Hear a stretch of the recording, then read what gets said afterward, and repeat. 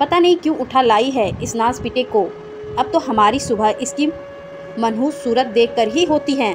ममता की सुबह अपनी सास के इन्हीं शब्दों से होती थी। जिस दिन से ममता रघु को अपने घर लेकर आई थी, उसी दिन से उसकी सास की आंखों में वो लड़का खटकता था। ममता घर संभालने के साथ साथ अपना छोटा सा कैटरिंग का काम भी संभालती थी। उसके घर में पति, सास और बेटी के अलावा एक ऊपर की मदद के लिए नौकरानी भी थी। यूँ तो उसको कोई तकलीफ नहीं थी अपने पति और सास से, पर रघु यानी राघव के आने से उनका व्यवहार बदल सा गया था। वह दोनों रघु को तिरस्कार की नज़र से देखते थे और बात बात पर जलील भी करते थे। ममता से भी अब नाराज रहते थे। मौका देखकर उसको ना कुछ सुनाई देते थे। उनकी 6 साल की बेटी प्रिया रघु को देखकर बहुत खुश हुई थी और उस 10 साल के बच्चे को पहली बार में ही रघु भैया मान लिया था। रघु उसी दिन से उसको छोटी बहन की तरह प्यार करता और उसका बहुत ध्यान रखता था। प्रिया और रघु साथ में पढ़ते थे, खेलते थे। खेलने में कभी कोई बात हो जाए तो रघु प्रिया को प्यार से समझाता था, जबकि प्रिया अपने छोटे होने का फ़ायदा उठाकर उससे लड़ाई भी कर लेती थी। प्रिया का रघु की तरफ प्यार और सम्मान देखकर दादी और पिता को बहुत बुरा लगता। उन्होंने उसको रघु के खिलाफ भड़काना शुरू किया और उस मासूम बच्चे का मन रघु के खिलाफ होने लगा। वो हर बात पर उसका अपमान करती। ममता उसको प्यार से गले अकेले में समझाती तो वह थोड़ा बहुत समझ जाती थी, लेकिन माँ की व्यवस्था पर पिता और दादी की सोच भारी पड़ गई। रघु उसका ध्यान रखने की जितनी कोशिश करता, प्रिया का अपमान के सब उतने ही कड़वे होते जाते। बचपन में रक्षाबंधन पर वो रघु के लिए राखी लाती थी और मेरा भैया कहकर रघु की कलाई पर बांधकर मिठाई खिलाती थी। रघु भी उसको आइसक्रीम खिलाने ले जाता और कोई उसकी मनपसंद का तोहफा दिलाता। अब वह प्रिया अपनी माँ के जोर देने पर रघु को राखी बांधती और चली जाती। रघु, जिसका नाम असली राघव था, ममता की बचपन की सहेली किरण का बेटा था। किरण के पति फौजी में थे और दुश्मनों के हाथों देश के लिए शहीद हुए थे। किरण ने अकेले राघव को बड़ा करा था।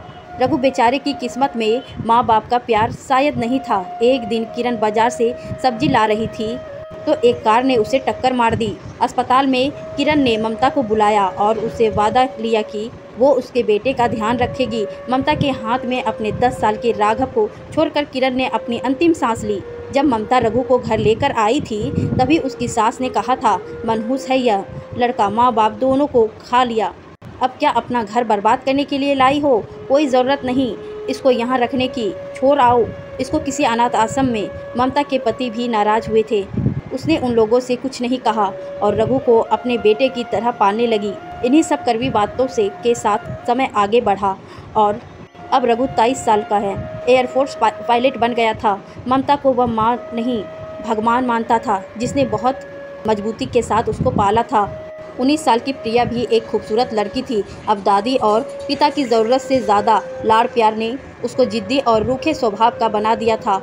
ममता के प्यार, मेहनत और समझदारी की वजह से वह माँ की इज्जत तो करती थी, लेकिन रघु को लेकर उसका वही रवैया था।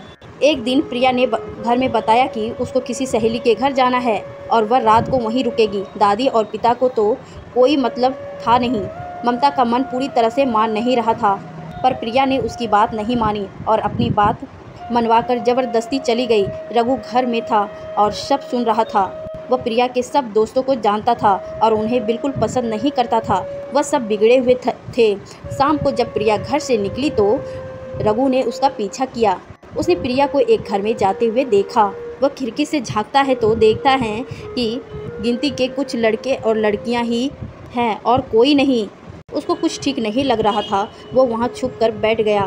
प्रिया दोस्तों के साथ नाच रही थी कि तभी रघु ने देखा कि एक लड़का उसकी ड्रिंक में कोई दवाई मिला रहा है।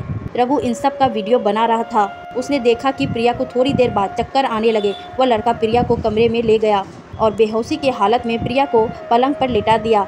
जैसे ही उसने प्रिया के कपड़ों को छुआ, रघु ने उसके ऊपर हमला करा और बहुत मारा। वह पहले ही पुलिस को उस लिए पार्टी की खबर दे चुका था, इसीलिए पुलिस वक्त रहते ही आ गए और उस लड़के को पकड़कर ले गए। रघु ने किसी तरह से मिन्नत करके पुलिस को प्रिया को ले जाने से रोका। जब तक रिया को होश नहीं आया, वो वहीं बैठा रहा और माँ से झूठ बोलता रहा कि प्रिया अपनी सहेली के घर ही है।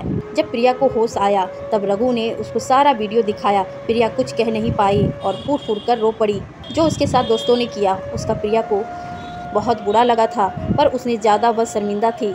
बचपन से अब तक जिस रघु का उसने दादा और पिता के कहने पर हर घड़ी अपमान किया था, उसी रघु ने आज सही मायने में भाई का फर्ज निभाया था। रघु ने उसे समझाया कि आज जो कुछ भी हुआ उसे भूल जाओ, घर में किसी से कुछ कहने की ज़रूरत नहीं है, आज से अच्छे दोस्त बनाओ और अच्छी ज़िंदगी जियो। ममता ने घंटी बजाने पर दरवाज़ा खोला तो प्रिया रघु के साथ थी। उसको थोड़ा ताज्जुब जरूर हुआ, पर खुशी भी बहुत थी कि शायद प्रिया का मन बदल गया है और अब दोनों भाई बहन के बीच में प्यार है।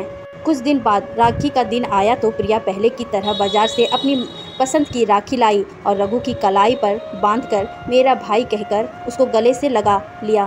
दादी और पिता भी अब चुप हो गए थे। प्रिया ने के अपमान का बदला रघु ने ममता के वात्सल्य के धागे से आज मजबूत रिश्ता बनाकर पूरा करा।